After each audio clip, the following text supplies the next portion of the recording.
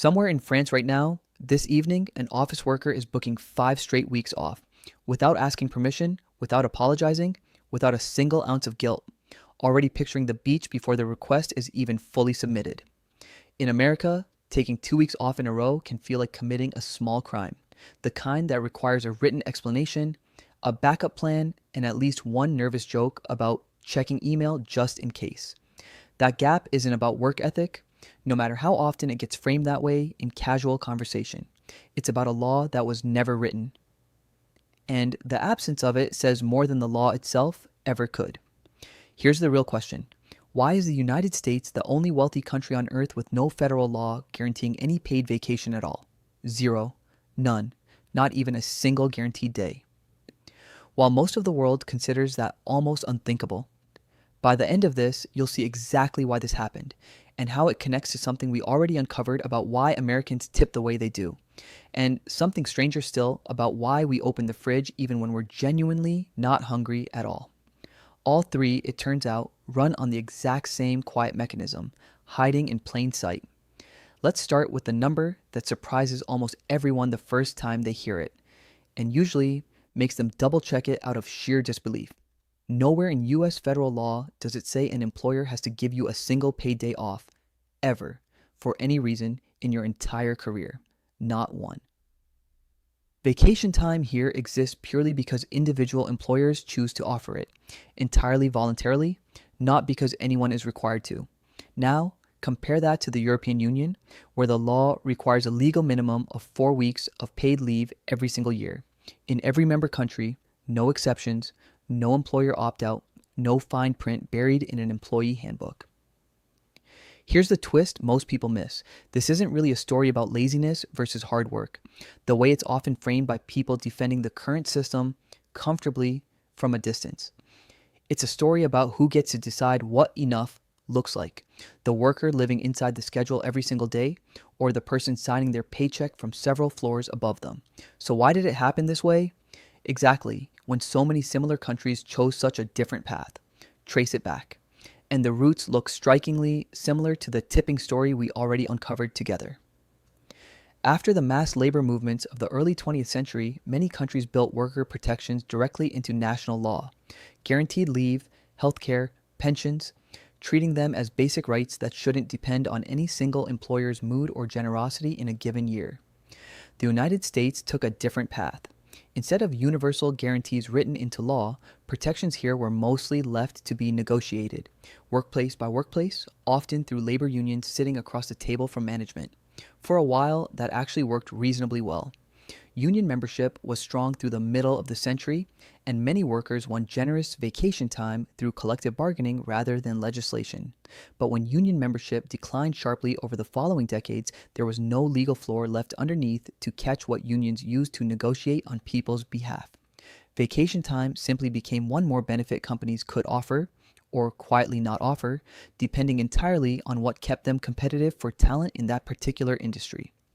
Now, flip that idea upside down, because here's what almost nobody says out loud. This system actually benefits certain people quite a lot, in ways that rarely get discussed openly at dinner parties or in company newsletters. When vacation isn't guaranteed, employers gain enormous flexibility. They can offer generous time off to attract top talent in competitive industries while offering next to nothing in industries where workers have fewer options and far less leverage to demand otherwise. Imagine two workers doing similarly demanding jobs, similar hours, similar responsibilities. One gets 6 weeks off a year, fully paid without a second thought because their industry happens to compete hard for talent.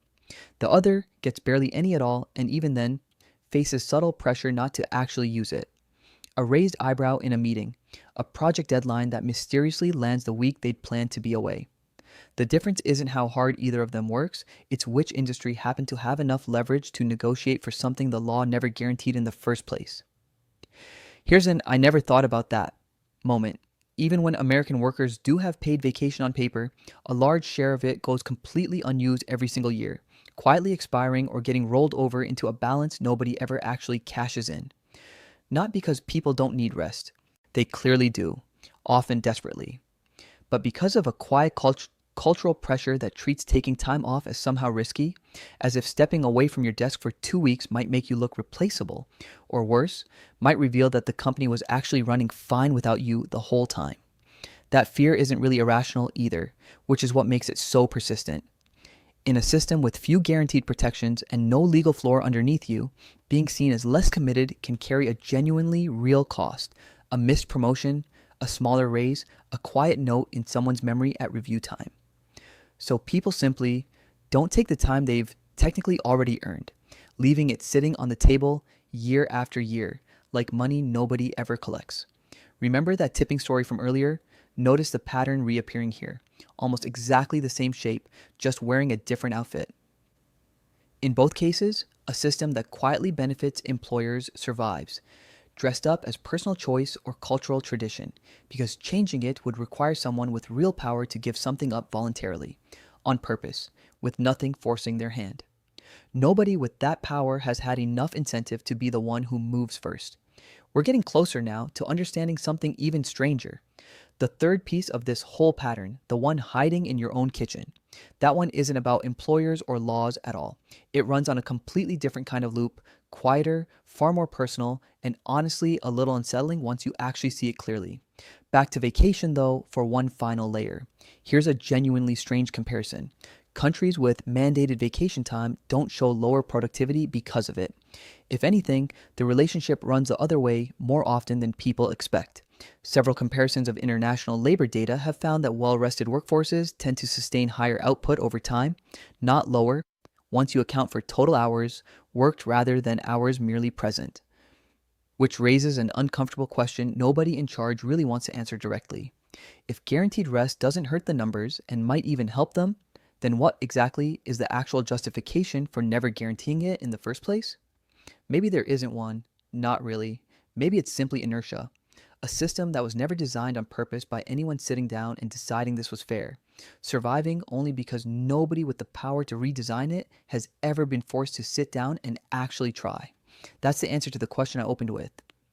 And it's the same answer in a different costume behind why Americans tip the way they do, quietly patching a wage gap that was never officially fixed, and behind a habit sitting quietly in your kitchen that has nothing to do with hunger at all.